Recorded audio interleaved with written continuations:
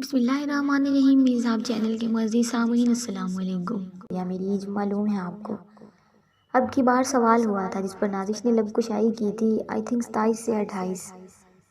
No my dear, मेरी as 35 है। 35 समझती हैं क्या कितना एज डिफरेंस है? उन्हें समझाइए कच्ची उम्र में ऐसा होता है। मैं एक शादीशुदा इंसान हूँ, अपनी ज़िंदगी में खुश भी हूँ। मेरी लाइफ में किसी और के लिए कोई जगह नहीं है। उसने सीट से टेक लगाकर उन्हें कहा था, जिस पर तीनों ने बेयकीनी से उसे देखा था। बट आप हमारी दोस्त से मिल तो सकते हैं, वो बहुत चाहती हैं आपको। हम ये चाहते हैं कि आप मिल लें। लिज़ा ने इल्तिजाई लहजे में कहा। वो सब जानते थे वो गलती कर चुकी है, एक शादीशुदा इंसान से मोहब्बत करने की। दूसरा, वो उम्र में भी उससे बहुत बड़ा था, कोई जोर नहीं था। मगर वो जानते थे जो दिल उसे यहाँ इस शख्स तक पाकिस्तान ले आया है, वो ज़रूर उसे देख कर संभल जाएगी।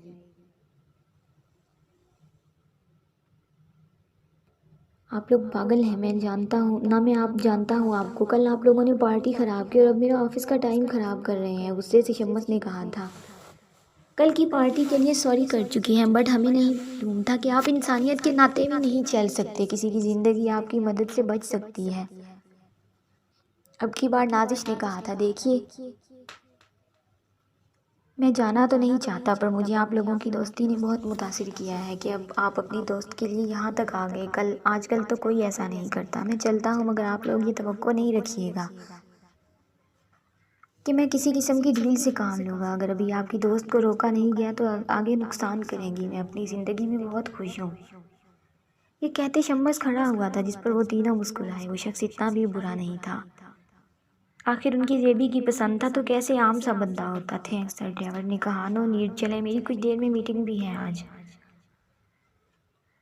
शम्मस ने कहते हुए उन्हें चलने का इशारा किया था। हाँ में सर हिलाते वो तीनों भी उसके पीछे हो लिए। वो लोग अपनी रुकवाई हुई कैब में बैठे कि शम्मस ने कहा था, मेरे साथ आ जाएं। लिज़ा और नाजिश सर हिलाती उसकी गाड़ी की बैक सीट पर विराजमान हुई। ड्राइवर भी कैब को पे करके शम्मस के साथ फ्रंट सीट पर आ बैठा था।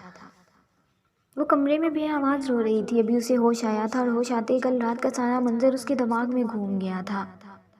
नहीं, ही इज़ माई शाइन, वो मेरा है, मेरी मोहब्बत, मेरा इश्क है, तो कैसे वो किसी और का हो सकता है? कैसे मुझे भले थोड़ी सी ही जगह दे दे, मगर अपनी ज़िंदगी में शामिल कर ले। मैं बहुत मोहब्बत करती हूँ इनसे। यकदम वो तकलीफ़ की शिद्दत से रो दी थी। मैंने क्यों किसी ऐसे शख्स से मोहब्बत कर ली जिसकी ज़िंदगी मुकम्मल है? वो शिद्दत से रो दी थी। उसकी तड़प और चीख सुनकर दरियाब साहिब रूम में आए थे। मेरी प्रिंस, ऐसे मत रो, डैड हर्ट हो रहे हैं। जेबी प्लीज़। दरियाब साहिब ने पास आकर उसे खुद में भेजा था।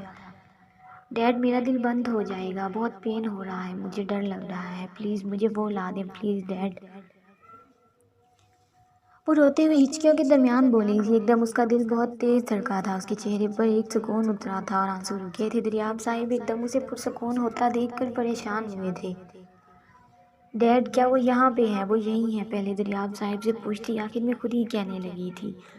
और उसकी बात सुनकर दरियाब साहिब को लगा था उनकी बेटी का ज़हनी तवाज़ुन ठीक नहीं है। नहीं ज़ेबी, वो यहाँ कैसे आएगा? मेरा बच्चा, ऐसी बातें नहीं करो, मेरे पास तुम ही तो हो सिर्फ। वो तकलीफ़ से कहने लगी, जबकि वो नासमझी से दरियाब साहिब को देखने लगी थी। डैड, ये धड़कनें मुझे बताती हैं कि वो मेरे आस पास है, और ये इस वक्त बता रही हैं कि वो यहीं है। वो यकीन से कहने लगी। दरियाब साहिब कुछ कहते कि रूम का दरवाज़ा खुला और ड्राइवर, लिज़ा और नाजिश रूम में आए, और इनके पीछे वो भी दाखिल हुआ था, जिस पर ज़ेबी ज़िंदगी से भरपूर मुस्कुराई थी। उसकी मुस्कुराहट देखकर दरियाब साहिब ने आंखें मींची। वो समझ गए थे कि वो किस दर पर पहुंच गई है जहां उसका दिल उसे इल्हाम देता है। उसकी मोहब्बत का सुकून का उनकी बेटी दरिश्क पर जा पहुंची थी। उनके दिल में खौफ पैदा हुआ था। वो जानते थे उसकी चाहत अधूरी रहेगी। वो एक शादीशुदा मर्द से इश्क करने लगी है। वो एक शहर में बेड से खड़ी हुई। दरियाब साहिब ने ड्राइवर की तरफ देखा, जिसने बाहर चलने का इशारा किया था। वो समझते हुए बाहर चले गए। उनके पीछे नाजिश, लीज़ा और डेविड भी थे। अब बस रूम में शम्मस था और ज़ेबी किसी शहर में खोई सी शम्मस तक आई थी। एक अलग अलग ही चमक थी उस वक्त इसकी ग्रीन आंखों में। जर्दी माइल रंगत उसे सामने देखकर खिल सी गई थी। वो उससे चंद इंच के फासले पर रुकी और शम्मस की के चेहरे के करीब अपना हाथ किया था। उसके बालों से सीधा फेरती नाक तक लाई और जैसे ही नीचे लबों तक। शम्मस उसकी हर एक हरकत देख रहा था। चेहरा सपाट था, मगर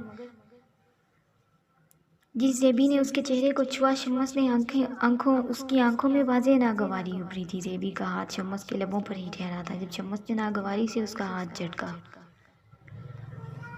वो दिल खोल कर मुस्कुराई थी। माए शाइन धीमी आवाज़ में उसने सरगोशी से की थी, जिसे सुनकर शाइन ने अपने लब भींजे थे। मिस, आप जो भी हैं, एक बात जान ले, मैं अपनी वाइफ से मोहब्बत करता हूँ, मेरा इश्क है वो। मैं अपनी ज़िंदगी में बहुत खुश हूँ, तो आप भी अपनी लाइफ में आगे बढ़ो, अभी बहुत छोटी हो, स्टडी पर फोकस करो, शम्मस ने उसे समझाया था। उसकी बात सुनकर वो तकलीफ से मुस्कुराई थी और आंखों में जमा होती नमी ने उसके गालों को चूमा। मैं आपसे मोहब्बत करती हूँ और बेइंतहा करती हूँ शाइन, जेबी ने रोते हुए बस इतना कहा था, जिस पर शम्मस ने दांत पर दांत जमाए कहा, मेरा नाम शम्मस मलिक है, तुम नाम से बुलाओ मुझे। समझी, उसके लफ्ज़ों में सख्ती थी। शम्मस प्लीज़, आप मेरी मोहब्बत को समझें, बहुत चाहती हूँ मैं, मेरा इश्क है आप, भले आप मुझसे मोहब्बत ना करें मगर मेरी मोहब्बत की बेकदरी ना करें। जानते हैं अपनी ज़ात की नफ़ी कितनी अजियत देती है। प्लीज़, आई लव यू आपकी बार फ्रेंच में बोली थी। आखिरी बात तो शम्मस नहीं समझा क्योंकि वो फ्रेंच नहीं जानता था।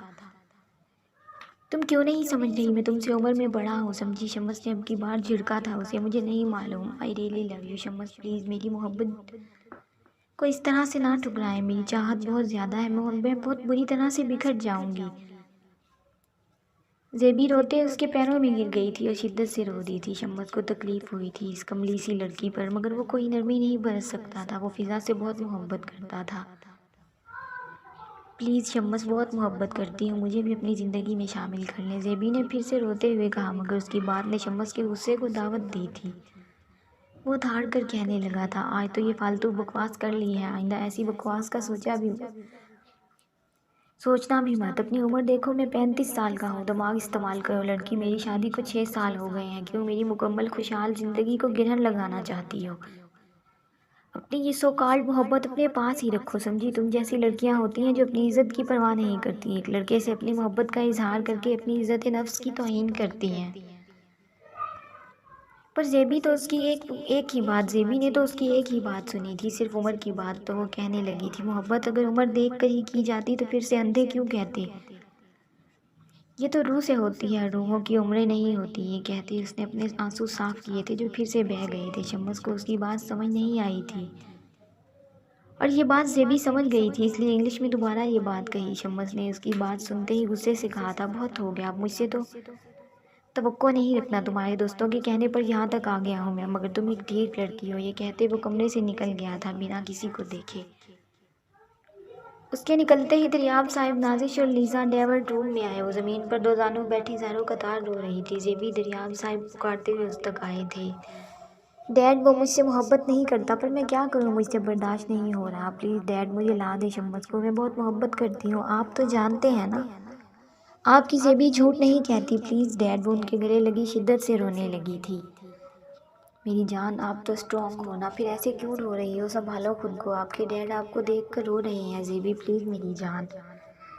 वो रोते रोते फिर से उनकी बाहों में झूल गई थी। उसे बेहोश होते देख डेविड डॉक्टर को ले आया था। कुछ ही देर में उसे फिर से आराम का इंजेक्शन लगा दिया गया और सब रूम से बाहर आ गए थे। आप लोगों ने टेंशन ना दें, वरना वो अपना ज़हनी तवाज़ुन खो सकती हैं। इस वक्त वो बहुत ज़्यादा ज़हनी दबाव का शिकार है, कोई बात जिसे वो एक्सेप्ट नहीं कर पा रही हैं। डॉक्टर पेशा वराना अंदाज में कहता चला गया, मगर वो सब सख्ते में आ गए थे। अंकल कुछ नहीं होगा, हम उसे संभाल लेंगे, नाजिश ने दरियाब साहिब को संभालते हुए कहा था, जिस पर वो बैठ गए, मगर उनकी आंखों से मोती टूट कर बेमोल होने लगे थे। वो तीनों भी परेशान थे, उनकी दोस्त की क्या हालत हो गई थी। जारी है दोस्तों, उम्मीद है आपको वीडियो अच्छी लगेगी। अगर वीडियो पसंद आए तो इसे लाइक और अपने दोस्तों के साथ शेयर लाजमी करें। अगर आप मेरे चैनल पर नए हैं तो चैनल को सब्सक्राइब करें और साथ में लगे घंटी के बटन को ज़रूर दबाएं, ताकि हर नई वीडियो का नोटिफिकेशन आप दोस्तों तक सबसे पहले पहुंच सके। मिलते हैं नेक्स्ट एपिसोड में, तब तक के लिए अल्लाह हाफ़िज़।